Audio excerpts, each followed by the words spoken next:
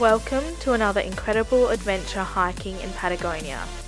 From hiking along the incredible lakes to scrambling up rocks in the French Valley, join us as we tackle the W Trek in Torres del Paine National Park and share every step of our 5-day hike.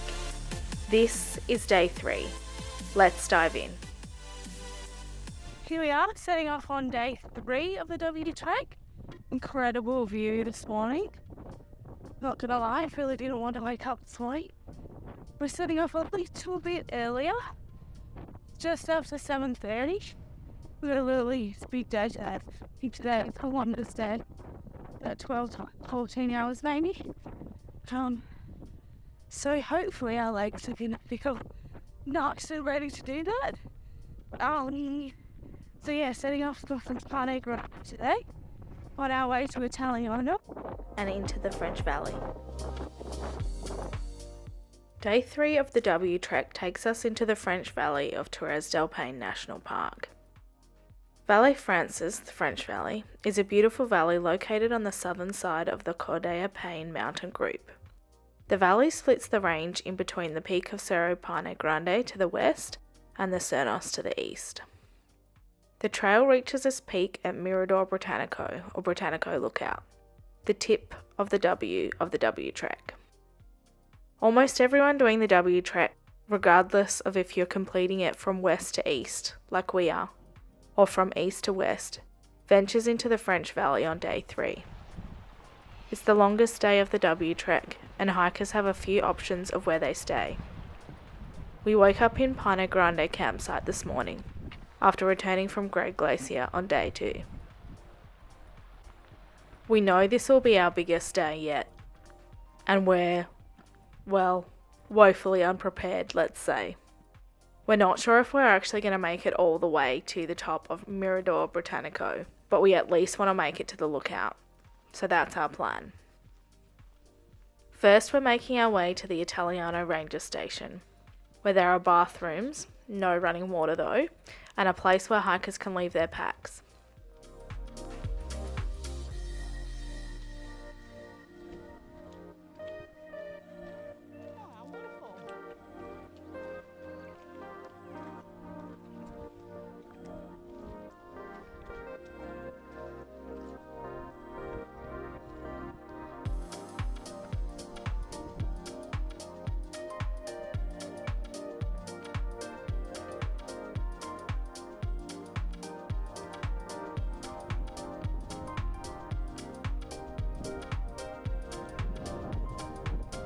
Hi, Lovey.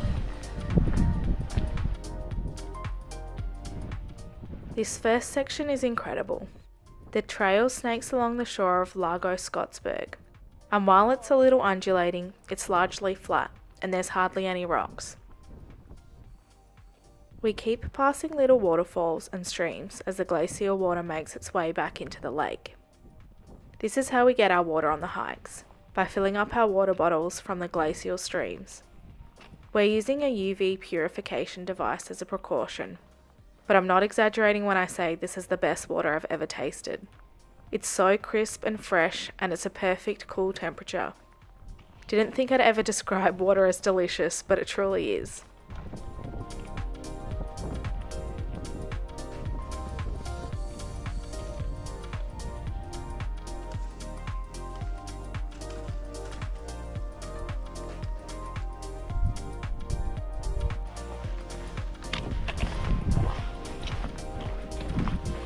So the question is, oh yuck, oh no. Is Mikey gonna get in his feet?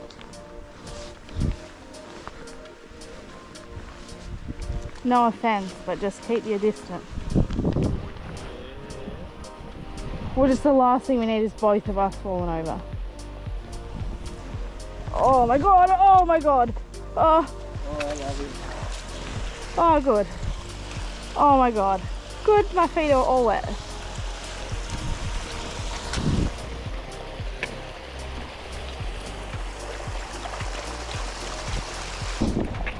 I'm just trying to decide whether I'll actually properly rinse it or not.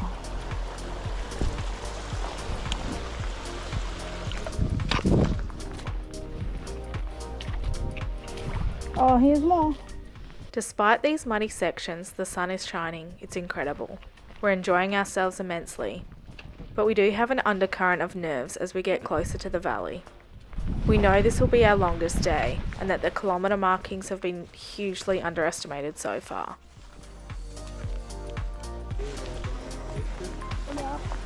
Hello. Thank you. Yeah. Thank you. Hey. No worries.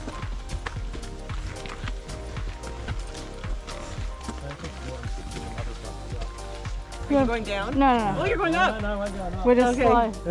You don't want to get behind me. But you'll We set a record.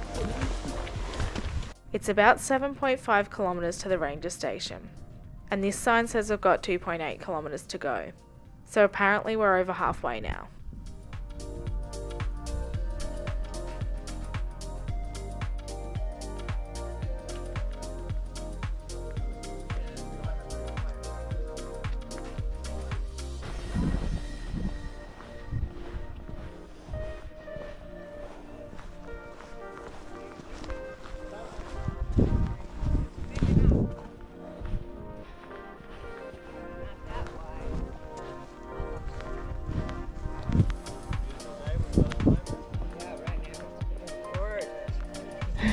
Morning.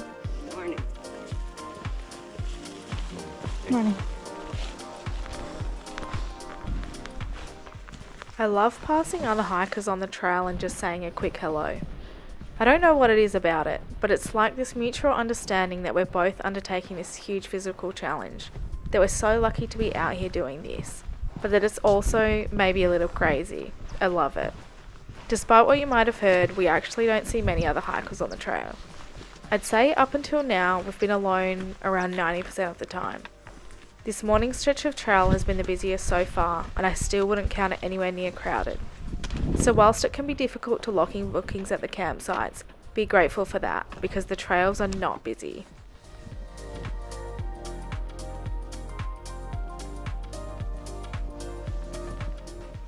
It's early March right now and the weather is wonderful.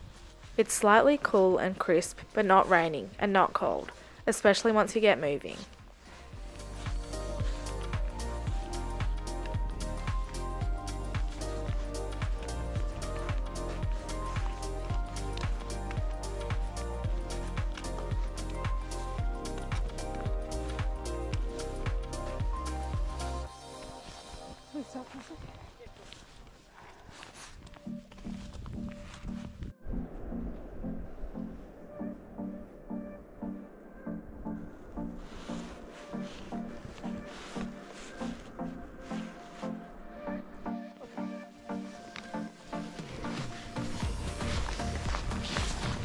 So 6.5 to Cuernos. Cuernos. Anyway, whatever it is. 6.5. So from Italiano, it'd be 5.5. Yeah, just depending how much stuff you do.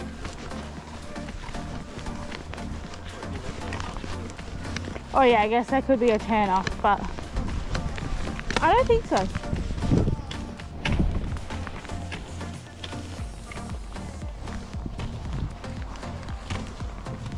Like, I don't think there's a different way. I think from Italiano you go straight to Francis.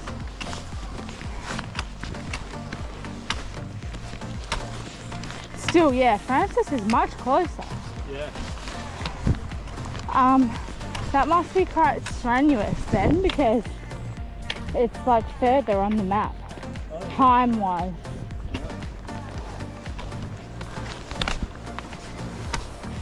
Maybe I'm remembering that wrong. I don't know. Anyway, nearly at Italiano.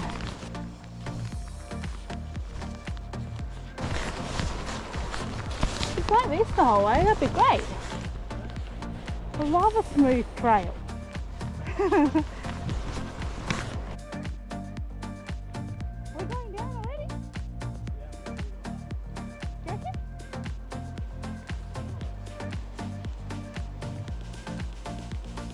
Wow. Wait, look. Look at the water. And there's the bridge.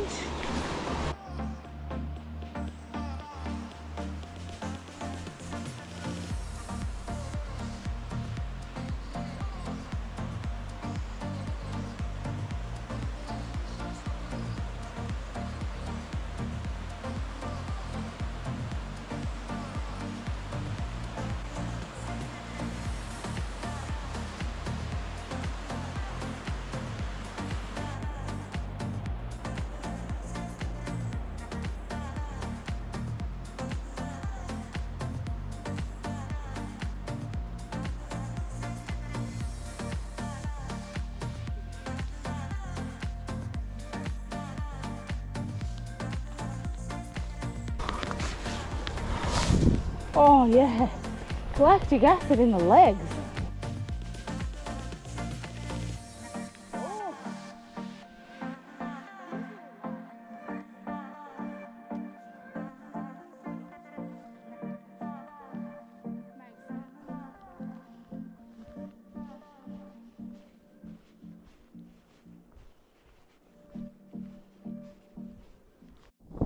We've made it to Italiano.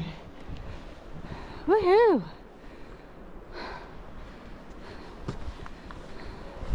Wasn't too steep. It was a little bit rocky in sections. Lots of mud, but pretty enjoyable. As we eat and repack our day bags, the ranger warns that there's weather expected, and we may get turned around if the storm hits. There was snow just last week, so it seems they're not taking any chances.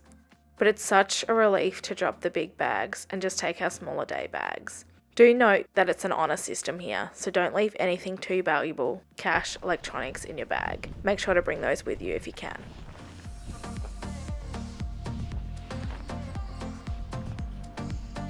So off we go to the French Valley. We've just had a quick lunch at Italiano, went to the bathroom and put down our huge packs, which is awesome because we're going to pass back through this way on the way to where we're sleeping tonight. So we only have to carry our day packs up, which is such a relief. I think this is going to be a pretty tough trail though. Let's see how we go.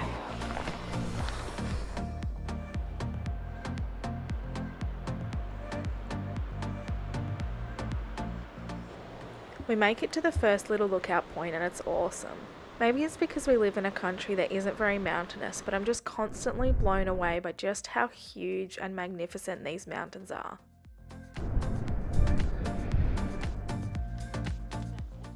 The photos and video honestly don't even do them justice. You have to come and see them for yourself.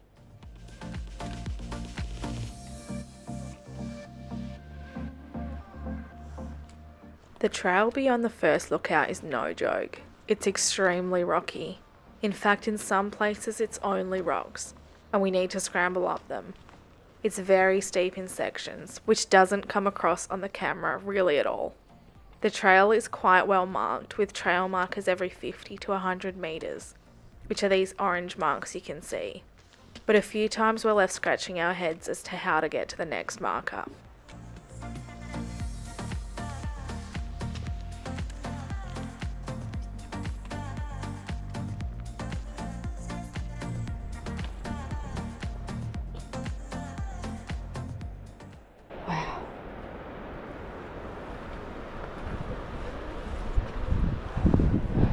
Pretty incredible, isn't it? It is, yeah. Is your watch still in battery? It's like 5% left. Yeah, can you just take a note of the time? We don't want to get into a situation. 1:04. Okay. Just don't want to get into a situation where we're not leaving here till like, you know, 5. Oh, here's the sign.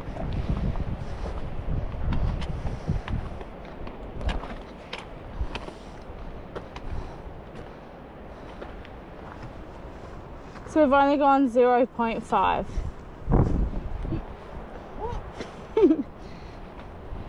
Oh, from the camp. So I don't know what that is. 2, 1, 9, 17. Yeah. As we mentioned on the first 2 days, the signage has been inconsistent, let's say. Every hiker seems to have their own theory, but we all agree that the signs are largely inaccurate.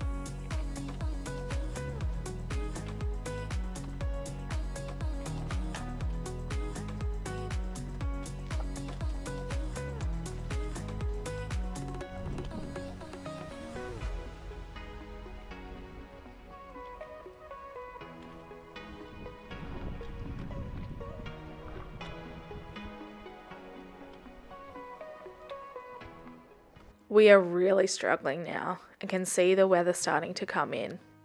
We're also hyper aware that we still have quite a way to hike to our campsite tonight, and we definitely don't want to have to hike in the dark. We try to press on.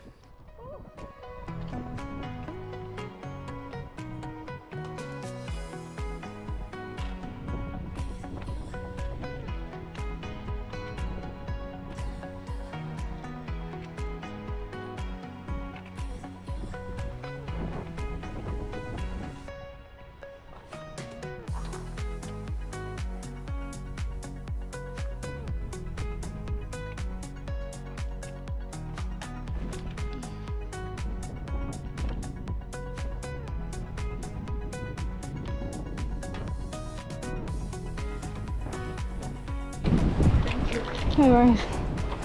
How was it? Really beautiful. Beautiful? Yeah. Hard to arrive. Yes. Very hard. Yeah. But It's really worth it. Oh, good. Thank you. Yeah. you can see. You're gonna like it. Thank you.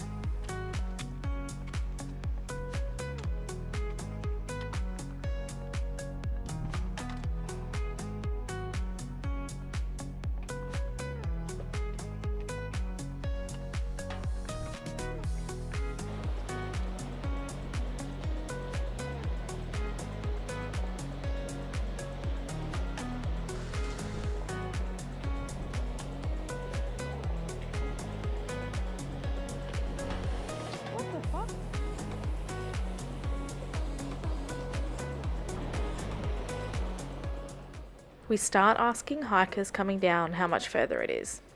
The first few tell us 45 minutes. Then after another 15 minutes, a few hikers tell us it's another hour. Then another hiker says it's maybe just over an hour. We can see the weather coming in and we're exhausted, and I'm in agony with my knees. I know coming back down is going to be worse. We're so torn. Do we try and push on, or do we turn around?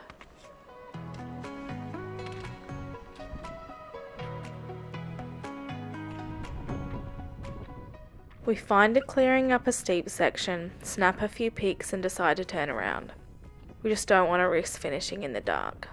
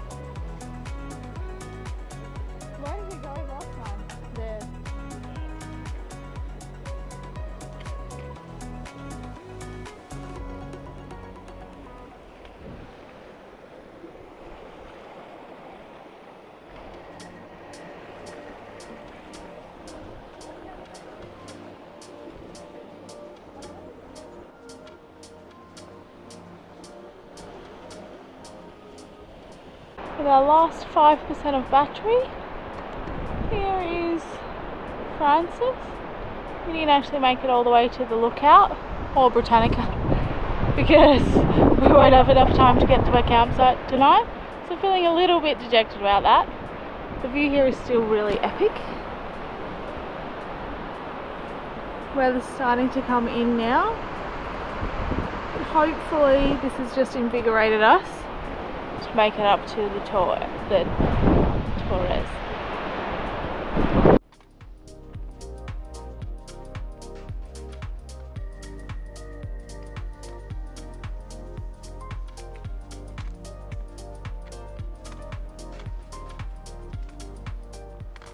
As we head back to the ranger station, we walk through what used to be the Italiano Campground.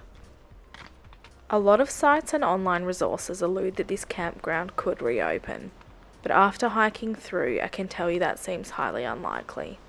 It's completely abandoned and there doesn't appear to be any current project to restore it. So make sure you don't count on staying at Italiano Campground. You'll need to make arrangements at either Francis or Cuernos if heading east to west.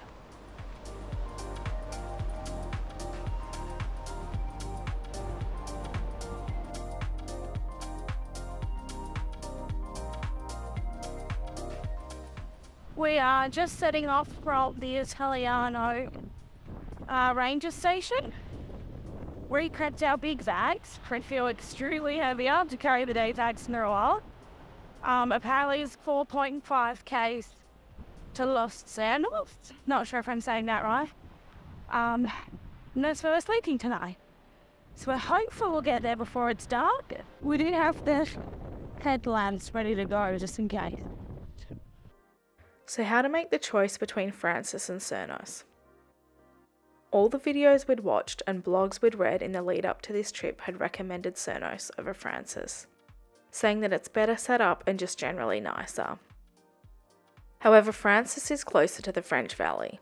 We weren't sure how much closer, but we're about to find out.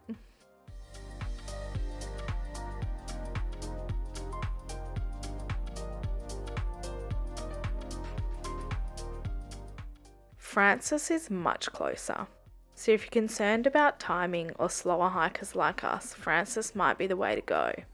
It will make your day 4 longer, but will definitely give you more time on day 3. However, we saw some campsites that were so far away from the main entrance, meaning potentially quite a long walk to the amenities, like toilets and showers and kitchens, so keep that in mind.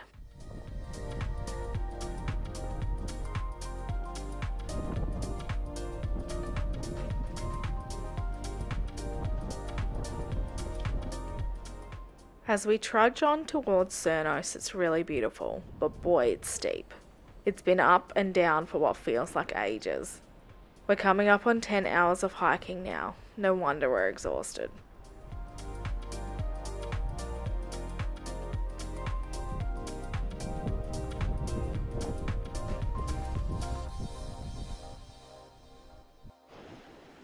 We make our way along the Pebble Beach. I'm so done. My legs feel like they're just going to give in any second. Mike's face in this pic sums it up perfectly. Are we there yet?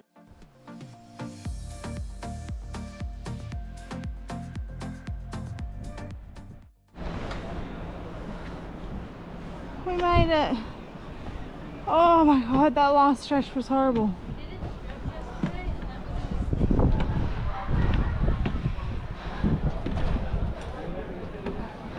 What a day. Almost 12 hours of hiking today. 16 kilometres according to the Patagonia signage. 25 kilometres according to iPhone. 34,776 steps. Money spent. Hiking food. Approximately 25 USD. Yes, that is more than yesterday. As we go on, we planned to eat more, and that's been perfect for our hunger levels.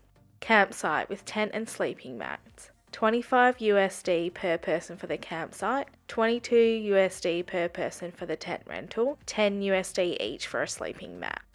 Thanks for joining us on day 3. Make sure to subscribe so you don't miss out on day 4 as we head up to Cuernos, and please like this video if you found it helpful. Till then, keep exploring.